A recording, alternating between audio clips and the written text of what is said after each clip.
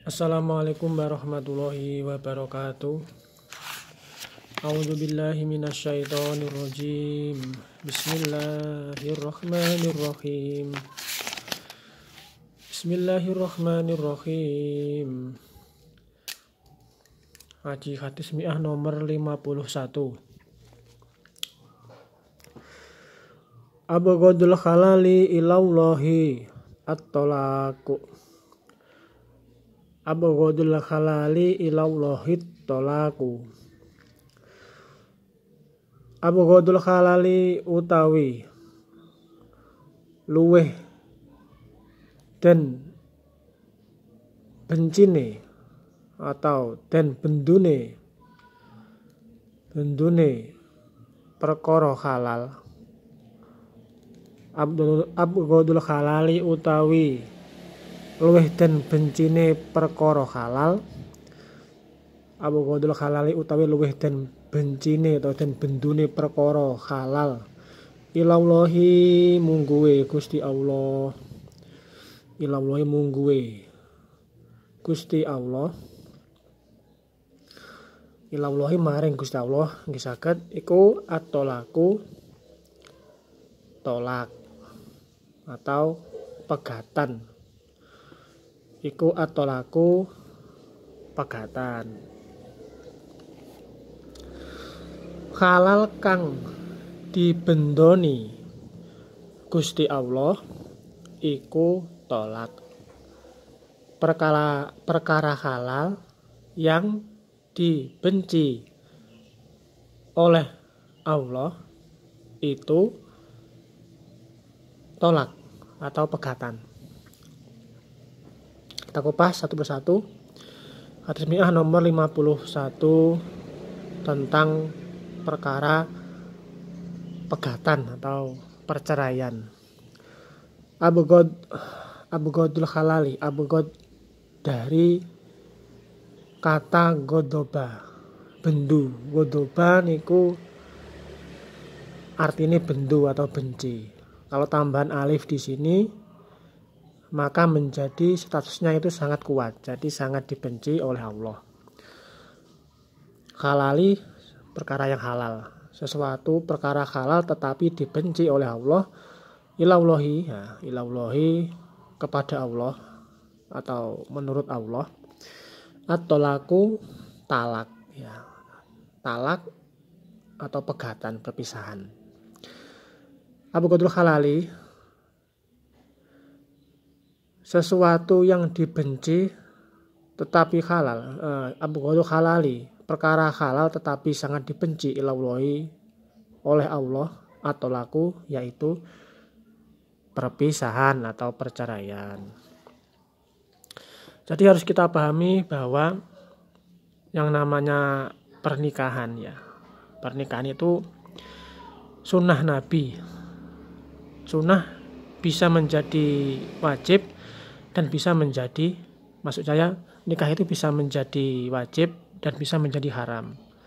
Tetapi status nikah itu sunnah Nabi. Dan kenapa perkara halal tetapi kok dibenci Allah? Tetapi dibenci Allah karena ini melibatkan beberapa pihak, ya. Dari anaknya, dari kerabatnya, dari orang tuanya, suami istri. Terkadang seseorang kalaupun sudah bercerai, terkadang mereka baik-baik saja. Kedua belah pihak itu baik-baik saja hubungannya, tetapi ada beberapa orang yang terkadang tidak menerima akan hal itu. Dan ini kaitannya dengan yang namanya kemanusiaan. Jadi perkara ini sangat dibenci oleh Allah.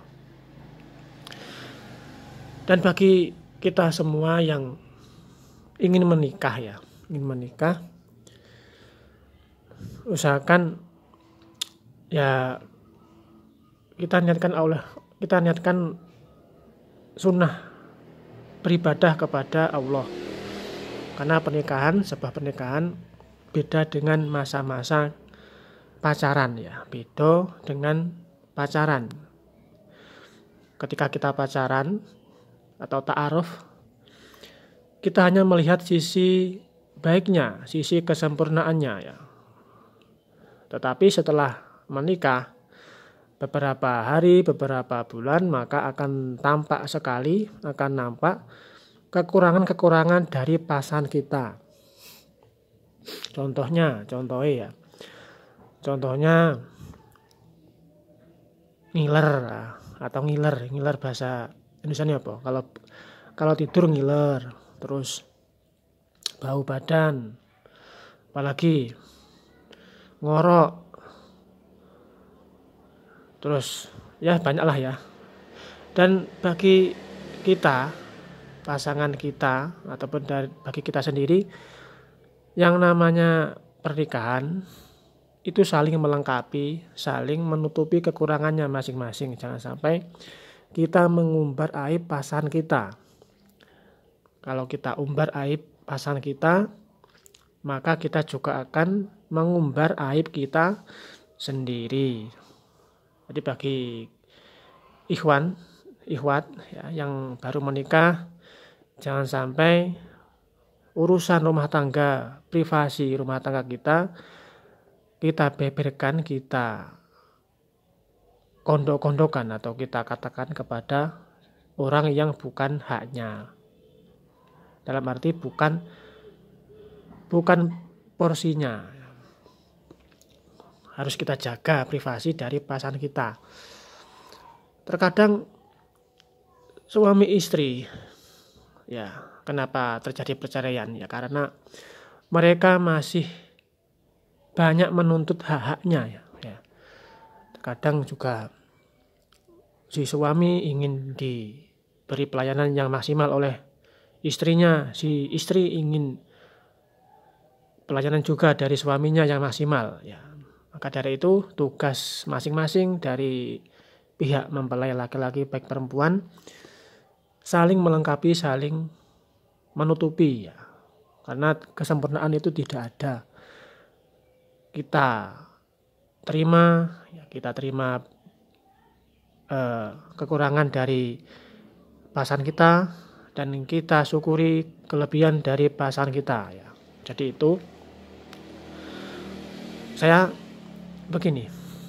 itu terkadang kalau ada masalah apapun masalahnya, terkadang saya ingat dawuh Gus Bahak ya. Dawuh Gus Bahak. Jadi kalau kita ingin menyelesaikan masalah, ketika kita ada masalah maka harus kita siasati dengan ilmu ma'rifat ya. Ilmu ma'rifat itu dawuh Gus Bahak. Itu masih tergiang di kuping saya bahwa kalau kita ada masalah, apapun masalahnya ya, baik rumah tangga ataupun dalam diri kita, keuangan kita, pekerjaan kita, kesehatan kita, maka yang perlu kita tanamkan adalah kita pakai ilmu yang namanya ma'rifat, ilmu tentang ketuhanan. Jadi apapun semuanya itu dari Allah Subhanahu wa Ta'ala. Dan ada juga nasihat dari Gus Bahak yang masih saya pegang saat ini ya, bahwa ketika seseorang menikah ya sudah dijalani saja. Kalaupun hak-hak kita belum dipenuhi ya, ataupun kekurangan dari pasangan kita, masing-masing pasangan kita itu nampak, maka kita harus berpatokan bahwa yang penting suami atau istri kita itu Islam, itu yang pertama, dan sudah hidup wis Islam, sing penting urip, sing penting sehat. Itu. Baik sahabatku semuanya, semoga pembahasan ini ada manfaatnya kepada kita semuanya. Sekian dari saya, wassalamualaikum warahmatullahi wabarakatuh. Waalaikumsalam.